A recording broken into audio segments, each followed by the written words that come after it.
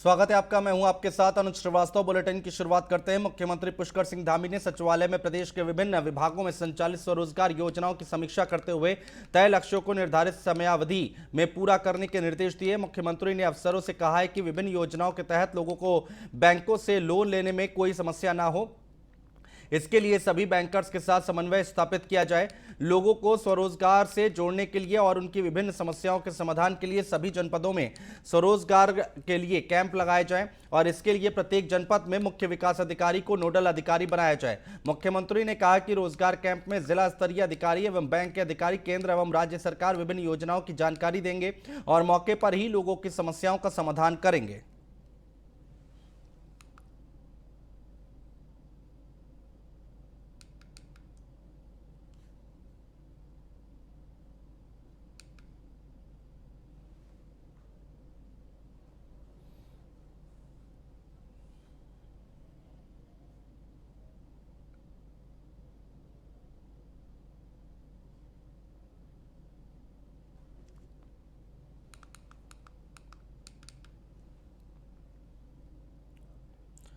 देहरादून से खबर है, सीएम पुष्कर धामी ने भारतीय पुरुष हॉकी टीम को दी है बधाई। सीएम धामी ने टीम को ट्वीट कर दी शुभकामनाएं। शानदार प्रदर्शन, अविस्मरणीय जीत के लिए बधाई, ये सीएम धामी की तरफ से कहा गया है। पूरे देश को भारतीय हॉकी टीम पर गर्व है। टोक्यो ओलंपिक में टीम ने जर्मनी को दी है मात।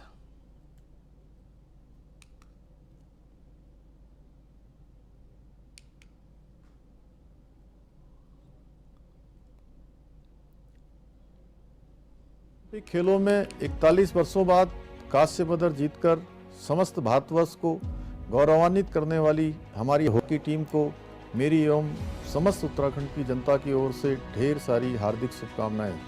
यह जीत हमारी आने वाली पीढ़ी को, भारत को पुनः विश्व हॉकी का चैंपियन बनाने के लिए प्रेरित करेगी। ओलंपिक खेलों में 41 वर्षों बाद और टोक्यो ओलंपिक में भारतीय पुरुष हॉकी टीम ने जर्मनी को रौंदकर ब्रॉन्ज मेडल जीता है और टीम के इस शानदार प्रदर्शन के बाद उत्तराखंड के खेल मंत्री अरविंद पांडे ने टीम को बधाई देते हुए कहा है कि भारतीय हॉकी टीम बधाई का पात्र है।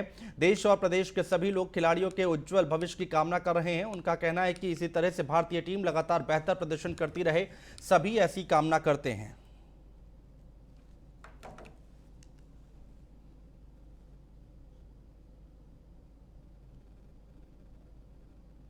भारतीय हॉकी टीम ने पूरे विश्व के अंदर हिंदुस्तान की छवि को बनाने का काम किया है और नई उम्र के बच्चों को एक मोटिवेशन दिया है। मैं इस टीम को बहुत बहुत शुभकामना देता हूं, इनके उज्जवल भविष्य की कामना करता हूं। भगवान इन बच्चों को बहुत बहुत स्वस्थ रखे, मेरी बहुत शुभकामना। और उत्तराखंड प्रदेश जो देवभूमि है, इस प्रदेश की तरफ से समस्त खिलाड़ियों को बहुत बहुत साधुवाद। भारतीय hockey team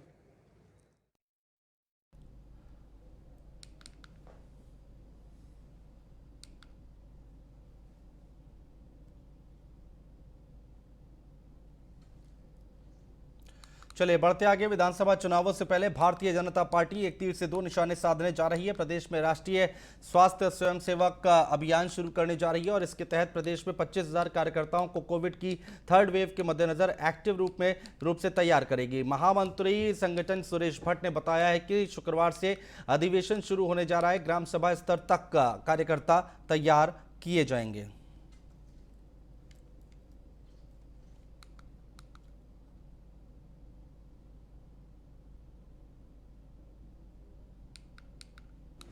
Bharatiya Janata party ने जिस प्रकार से देश भर में बहुत सारे एक्सपर्ट्स, विशेषज्ञ इस बात की चेतावनी दे रहे हैं कि कोरोना की तीसरी लहर ये आ सकती है, तो भारतीय जनता पार्टी ने एक जिम्मेदार दल के जिम्मेदार कार्यकर्ता होने के नाते इस कोरोना की संभावित तीसरी लहर को मात देने के लिए, समाज में जागरूकता लाने के लिए एक अभियान चलाया है, राष्ट्रीय स्वास्थ्य स्वयंसेवक अभियान, नेशनल हेल्थ वॉलेंटियर कैंपेन।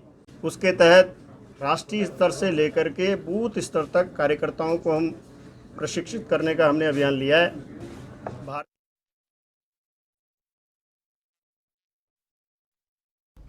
और भारतीय जनता पार्टी की राष्ट्रीय मीडिया टीम के सदस्य सतीश लखेड़ा ने मुख्यमंत्री पुष्कर सिंह धामी से भेंट कर गौचर और गैरसैंण के अस्पतालों में डॉक्टरों की तैनाती के संबंध में मुलाकात की है। मुख्यमंत्री ने सतीश लखेड़ा की मांग को मानते हुए डॉक्टरों की तैनाती करने के लिए सचिव स्वास्थ्य को निर्देश जारी किए हैं।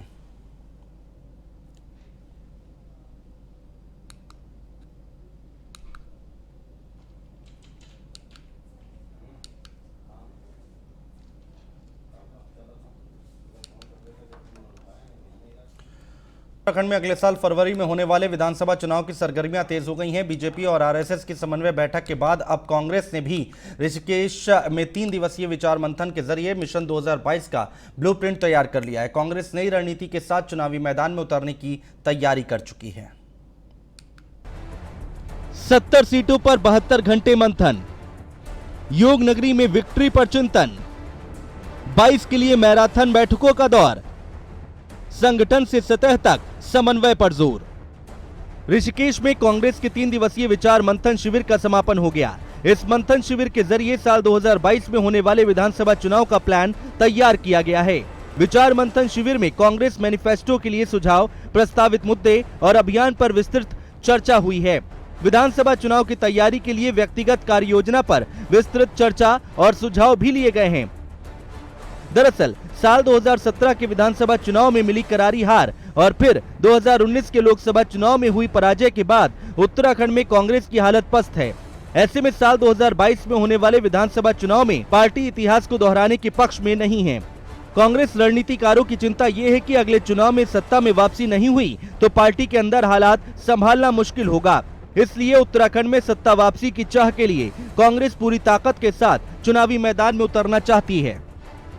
महिलाओं के सशक्तिकरण की बात की गई, महिलाओं को किस तरीके से उनकी भागीदारी सुनिश्चित की जाए उसके ऊपर बात की, युवा किस तरीके से अपना योगदान दे सकते हैं उसके ऊपर बात हुई, किसानों की समस्याओं के ऊपर विस्तार से चर्चा हुई।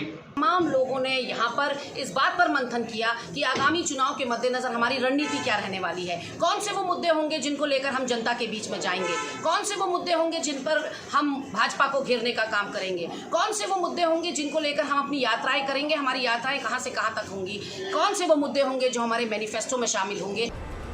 वहीं कांग्रेस के चिंतन शिविर पर बीजेपी ने बड़ा हमला बोला है। बीजेपी के संगठन मंत्री सुरेश भट्ट का कहना है कि कांग्रेस डूबती हुई नाव है और सत्ता में आने के लिए उसके नेता तुष्टीकरण की राजनीति का सहारा ले रहे हैं। कांग्रेस एक तरह से देश में तुष्टीकरण की जननी के नाम से जानी जाती है। कांग्रेस की कोख से ही तुष्टीकरण नाम का भस्मासुर पैदा हुआ है। पहले वो पॉलिटिकल पार्टी के नाते चुनाव जीतने के लिए तुष्टीकरण वो अभियान चलाती रही है, लेकिन दुर्भाग्य से उत्तराखंड में उन्होंने आज कार्यकर्ताओं का भी तुष्टीकरण अभियान चला दिया है। उन्होंने यानी जो कांग्रेस अपने आप को कहती है कि आज़ादी का आंदोलन हमने लड़ा, इतिहास बताती 100 साल से पुराना इतिहास बताने वाली कांग्रेस आज इतनी कमज़ोर हो गई कि उसको उत्तराखंड जैसे 13 जिलों के प्रदेश में 5 अपने अध्यक्ष बनाने पड़े। तो कर लीजिए जितनी बड़ी चिंतन बैठक, गुटबाजी थी है रहेगी, ये कांग्रेस ने मान लिया है। कांग्रेस के कार्यकारी अध्यक्ष जी ने कह दिया है कि जो गुटबाजी है वो उसके जिम्मेदार नेहरू जी। उत्तराखंड में भाजपा सरकार के खिलाफ एंटी इनकम्बेंसी और सरकार और भाजपा के भीतर उलटफेर के बाद कांग्रेस में अपनी खोई सियासी जमीन वापस पाने की उम्मीद बढ़ी है। ऐसे में 3 दिन तक ऋषिकेश में हुई मंथन बैठक के बाद पार्टी कांग्रेस नई रणनीति के साथ चुनावी मैदान में उतर सकती है। मंथन शिविर में कांग्रेस ने 2022 में सत्ता की वापसी की प्रतिबद्धता दोहराई है। इसके लिए युवाओं पर विशेष फोकस भी रखा जाएगा। साथ ही चुनावी वर्ष में सरकार को घेरने के लिए जनहित के मुद्दों को लेकर के भी मंथन किया गया है। अपनी राजनीतिक जमीन को वापस पाने की कोशिश कर रही कांग्रेस के सामने ये सवाल भी है कि क्या संगठन में इतने बड़े बदलाव के बाद गुटबाजी हो जाएगी। हालांकि चुनाव में कांग्रेस के पास खोने के लिए बहुत कम है और पाने के लिए बहुत ज़्यादा, लेकिन अब बीजेपी की चुनौती के साथ साथ कांग्रेस के सामने आम आदमी पार्टी की चुनौती भी खड़ी हो रही है। अपने सहयोगी फैजान के साथ मैं फहीम तन्हा, न्यूज़ 1 इंडिया, देहरादून। आगामी साल में उत्तराखंड में चुनाव, उत्तराखंड कांग्रेस का 3 दिन का चिंतन शिविर और तमाम मुद्दों पर उत्तराखंड के ज्वालापुर में से बीजेपी विधायक सुरेश राठौर ने न्यूज़ 1 इंडिया से बातचीत करते हुए क्या कुछ कहा, सुनवाते हैं आपको। आगामी साल में उत्तराखंड में विधानसभा के चुनाव है। तमाम राजनीतिक पार्टियां इस तैयारी में जुट चुकी हैं। हमारे साथ बातचीत करने के लिए उत्तराखंड से बीजेपी विधायक सुरेश राठौर जी हैं। सर, क्या कुछ आप लोगों की तैयारियां हैं? तमाम पार्टियां, कांग्रेस भी अब इस तैयारी में जुट चुकी है आगामी साल में विधानसभा का चुनाव। देखिए, भारतीय जनता पार्टी तो हमेशा मैदान में रहती है। आपने देखा होगा कोरोना काल आया, इस कोरोना काल के अंदर भारतीय जनता पार्टी का एक एक सिपाही एक एक कार्यकर्ता के घर पर जाकर उनकी चिंता करता रहा। कहाँ ऑक्सीजन की कमी है, कहाँ दवाई की कमी है, कौन कोरोना से बीमार है, किसको हॉस्पिटल ले जाना है, किसको वेंटिलेटर दिलाना है। इस काम में अगर जुटा है तो केवल भारतीय जनता पार्टी का कार्यकर्ता उत्तराखंड के अंदर जुटा है।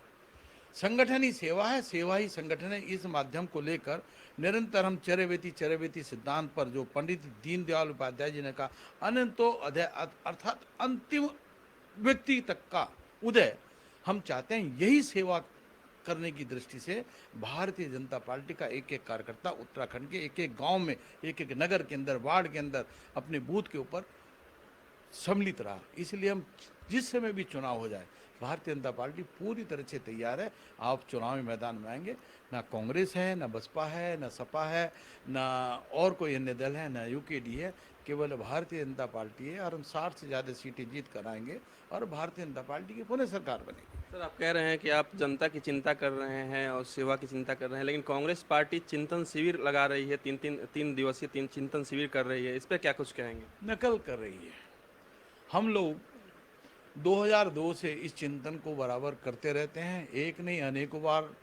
हमारा रामनगर के अंदर इस बार हमारा जो चिंतन शिविर हुआ, उससे कांग्रेस बौखला गई है। एक नहीं, वो 4-4 कार्यकारी अध्यक्ष घोषित कर रही है, समाज को बांटना चाहती है।